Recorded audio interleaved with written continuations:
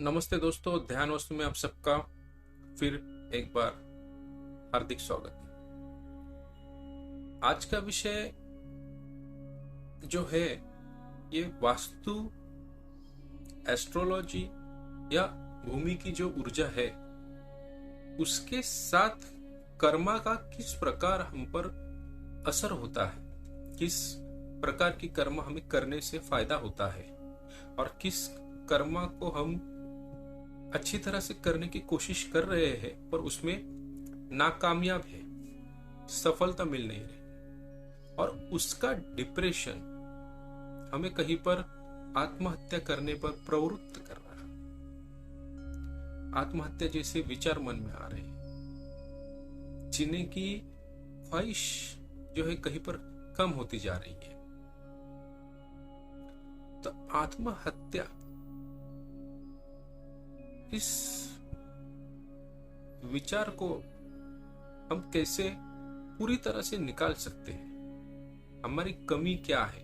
हम हमारे दिमाग में इस प्रकार का विचार क्यों आ रहा है? क्या कारण है? छोटी सी बात पर आत्महत्या जैसे केसेस होते दिखते हैं। बिना सोचे, बिना समझे किसी छोटी परेशानी को या बड़ी भी परेशानी हो तो इसका फल जो है ये आत्महत्या नहीं है। तो इस प्रकार के भाव जब आप अपने घर में कहीं पर भी देखते हैं या आपके विचारों में इस प्रकार के भाव आ रहे हैं तो इसका एक मुख्य कारण हो सकता है आपका आत्मविश्वास। और जब आपका आत्मविश्वास कम होता है तभी ऐसे विचार आप पर अपना प्रभाव डालते हैं। आत्महत्या ये बहुत आसान चीज है कि इस प्रॉब्लम से हमें निकलना है तो इसका ये सॉल्यूशन है कि आत्महत्या कर दी और उसका सॉल्यूशन होगा। जी नहीं, किसी भी प्रकार की डिप्रेशन हो तो आपको ऐसा नहीं करना चाहिए। सर्वप्रथम सबसे पहले आपको अगर परेशानी है तो क्यों है इसे आपको जानना जरूरी है। ये जानकर ही आपको पता चलेगा कि हमें इसमें रास्ता कैसे प्राप्त होगा। अगर आपको आपकी परेशानी समझ नहीं आ रही तो एस्ट्रोलॉजी, वास्तुशास्त्र या जियोपैथिक स्ट्रेस जैसे उपाय आपके जीवन में असर डाल सकते हैं। बहुत बार मैंने देखा हुआ है कि मानसिक परेशानियां जो है इनमें से 3 मुख्य मानसिक प्रकार मैंने देखे हुए हैं। एक पैसे को लेकर, धन संपत्ति को लेकर। 2 ईगो, किसी ने हमें कुछ कह दिया और उसका गुस्सा या उसका विरोध नहीं कर सके तो सुसाइड अटेम्प्ट हुआ। और तीसरा है लड़की या स्त्री या रिलेशंस को लेकर उस प्रॉब्लम में आपने सुसाइड अटेम्प्ट किया। तो आपको मैं सबसे पहले एक चीज बताना चाहूंगा, आप किस प्रकार से अपने नियमों को सटीकता से जी रहे हो इस पर आपके विचार निर्भर करते हैं। अगर हम हमारे नियमों के साथ, हमारे जीवन शैली में ईमानदारी के साथ अपने कर्म कर रहे हैं तो हमें ऐसे विचार नहीं आएंगे। अगर आप किसी कर्म में व्यस्त हो, काम में व्यस्त हो तो आपको ऐसे विचार नहीं आएंगे। परंतु फिर भी इस प्रकार की कोई विचार शैली अगर आपकी बन रही है तो ये वीडियो आपके लिए बहुत लाभदायक होगा। सर्वप्रथम वास्तु जो है ये आपको 100% मैं नहीं कह सकता, पर बहुत से केसेस में अगर वो इम्बैलेंस है तो आपको बीमारी देती है। तो ठीक उसी प्रकार इस प्रकार की विचारधारा भी आपको वास्तु दोष देती है। अगर आपका south east, south south south east, इनमें से किसी भी जोन में उस जोन का इम्बैलेंसमेंट बढ़ गया हो,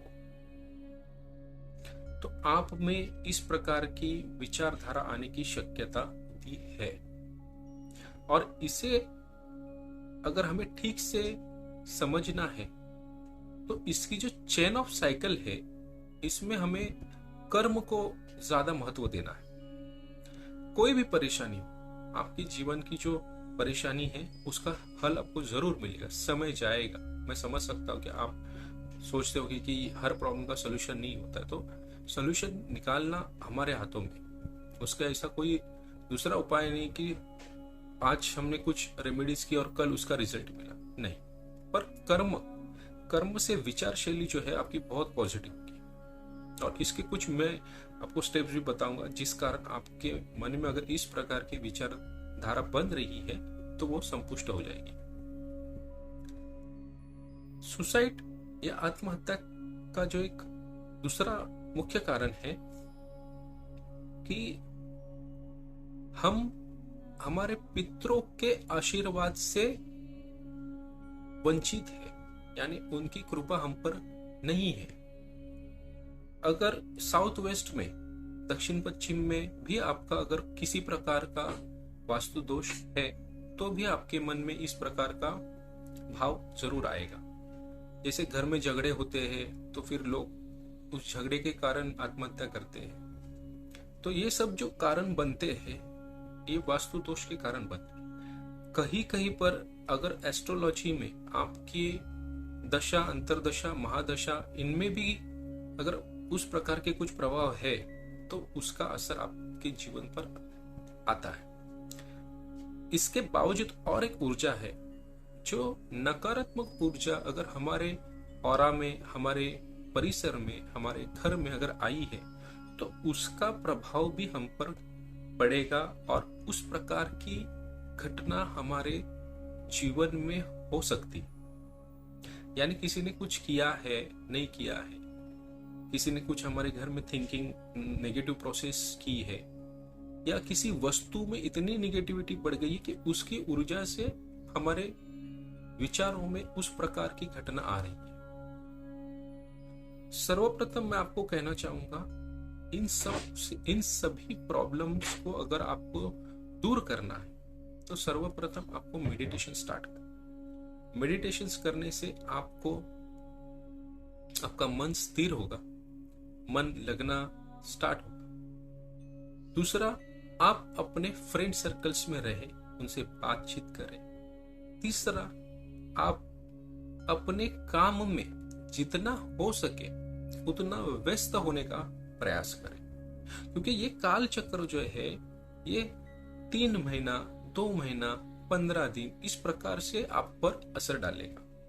मैं गारंटेड हूं, अगर आप सोचोगे कि ये प्रॉब्लम अभी मुझे सच में है, तो आपको मैं कहूंगा कि 15 दिन के बाद की डेट अपने माइंड में रखें या 1 महीने के बाद की डेट अपने माइंड में रखें और फिर आप ऑब्जर्व करें। दूसरी बात, अगर आप मेडिटेशन कर रहे हो, अपने कर्म पर, अपने काम पर ध्यान दे रहे हो, अपनी मेहनत पर ध्यान दे रहे हो, तो आपको इन सब चीजों में मानसिकता जो है अच्छे तरह से पॉजिटिव होती दिखाई देगी। साथ ही आप अपने घर में साफ सफाई जितना कर सके उतनी करें। और अगर लगे आपको कि इस प्रकार का कुछ असर नहीं हो रहा, तो मैं आपसे विनती करूंगा, आप किसी अच्छे एस्ट्रोलॉजर, वास्तुशास्त्री को अपने घर पर बुलाएं, उन्हें अपना घर दिखाएं। मैं गारंटेड कहता हूं आपको लाभ होगा। साथ ही अगर आपको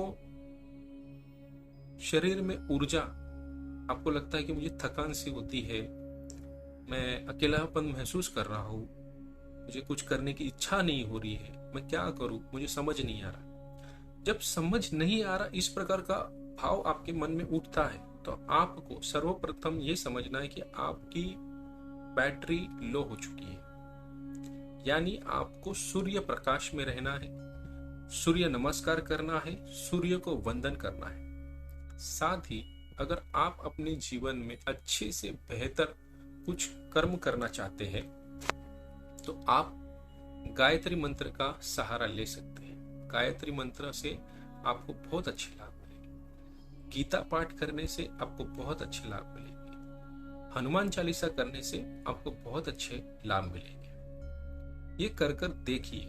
यह इस प्रकार की जो मानसिकता है, इसका 100% रिजल्ट आपको कुछ दिनों में बदलता हुआ दिखेगा। और मैं आपसे रिक्वेस्ट करूंगा कि आत्महत्या जैसे प्रकार आप ना करें, क्योंकि आपका जीवन एक महत्वपूर्ण चीज के लिए बना है। आपके हाथों से, आपके विचारों से इस पृथ्वी पर कोई नया विकल्प या नया कुछ ना कुछ कहते कि इनोवेटिव आइडिया आपकी हो सकती है, या फिर आपके कर्म से किसी का भला हो सकता है। आपके कर्म का रोल जो है उसे पूरी तरह से जिए, या अपने कर्मों को पकड़कर जो आपके भविष्य में कुछ अच्छा करने वाले हो, आप यहाँ पर उसे अधूरा ना छोड़ें। क्योंकि आपसे जुड़े हुए लोग, उनके कर्मों में भी बाधा आती है, और ये सब जो है आपको अगले जन्म में दोबारा करना होगा, क्योंकि बैलेंस शीट टैली नहीं होगा आपका। इस जन्म का कर्म अगले जन्म में पूर्ण करना होगा। तो मैं आपसे विनती करूंगा, इस प्रकार के थॉट प्रोसेस जो है उससे दूर रहे। और एक बात कहना चाहूंगा, अगर आप अपने फ्रेंड सर्कल को समझते हैं तो अपनी प्रॉब्लम जो है उनमें शेयर करें, उसका मार्ग निकालें, फिर आपको धीरे धीरे इसमें रिजल्ट्स मिलेंगे। जिम करें, जिम में एक्सरसाइज करें तो आपको बॉडी हेल्थ जो है अच्छे से, आपको प्रोटीन्स मिलेंगे, ब्रेन में आपको सर्कुलेशन होगा, आपकी थिंकिंग प्रोसेस में चेंज आएगा। साथ ही जो आपकी सोने की जगह है आप उसे बदल दें।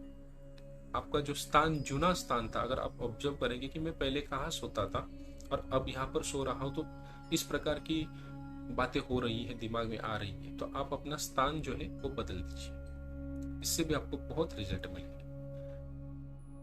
कभी भी अगर इस प्रकार की थॉट्स प्रोसेस आपके दिमाग में आ रही है, प्रॉब्लम हो रही है, तो अपने मॉम डैड, अपने फ्रेंड्स सिस्टर्स, इनसे शेयर करें। और एक बात सबसे इंपॉर्टेंट है, हम हमारे जीवन में कुछ लेकर नहीं आए हैं, और हम हमारे जीवन से जब जाएंगे तो कुछ लेकर नहीं जाएंगे। सिर्फ यही होगा कि हमने कुछ अच्छे कर्म किए हैं, पुण्य कमाया है, यही हमारी मन की शांति होगी। तो ऐसे थॉट प्रोसेस के लिए अपना जीवन दांव पर ना लगाएं। धन्यवाद।